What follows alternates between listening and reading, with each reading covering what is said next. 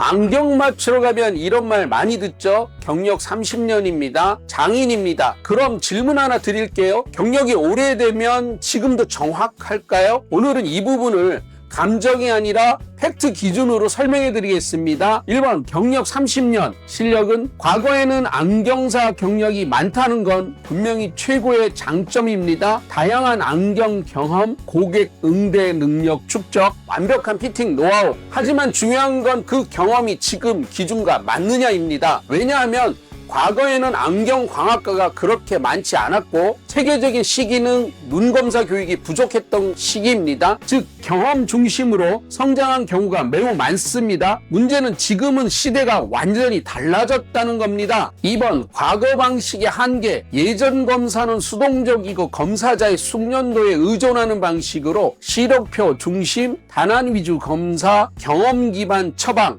하지만 지금은 양안시 기능 분석, 조절 폭주 문제, 프리즘 처방, 디지털 시생활 분석 등 정밀 검사 과정은 현대인의 안정 피로를 해결하는 핵심적인 근거 기반 검안을 도입하여 완전한 의학 기반 검사로 바뀌었습니다. 그런데 일부 현장에서는 여전히 과거 방식으로 검사하는 경우가 존재하기도 합니다. 이건 단순한 차이가 아니라 정확도의 차이입니다. 3번 강의를 듣는다의 현실. 가끔 이런 얘기를 들으셨을 겁니다. 우리는 정기적으로 교육을 받는다. 하지만 실제 내용을 보면 장비, 사용법, 렌즈 설명, 판매 교육 이런 단기 교육이 대부분입니다. 중요한 건 이론 기반의 검안 교육은 별개라는 겁니다. 대학교 학문 교육, 임상, 시기능 교육과 훈련, 지속적인 학문 업데이트. 이거 빠지면 결국 기기는 알지만 해석은 부족한 상태가 됩니다. 4번 동공 시습관 분석의 현실. 동공 크기, 시습관을 본다. 맞는 말입니다.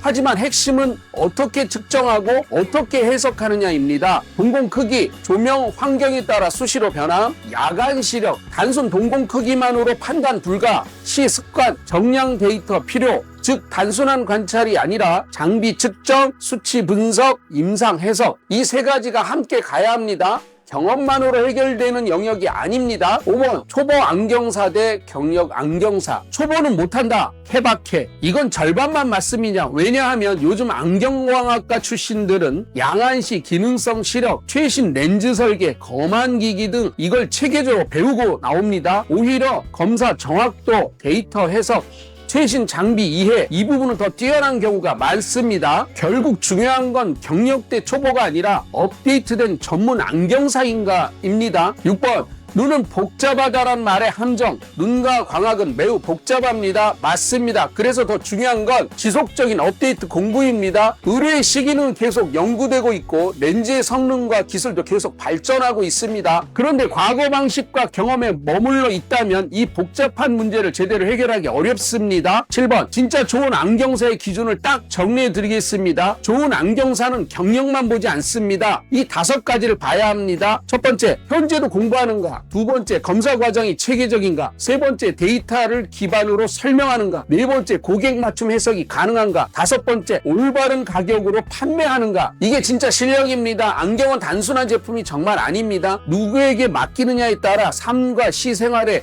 질이 달라집니다. 경력의 숫자보다 중요한 건 지금도 정확한 안경사인가입니다. 쌍문역 3번 출구 지하 메가플러스 안경원 구독, 좋아요는 저의 원동력입니다. 감사합니다.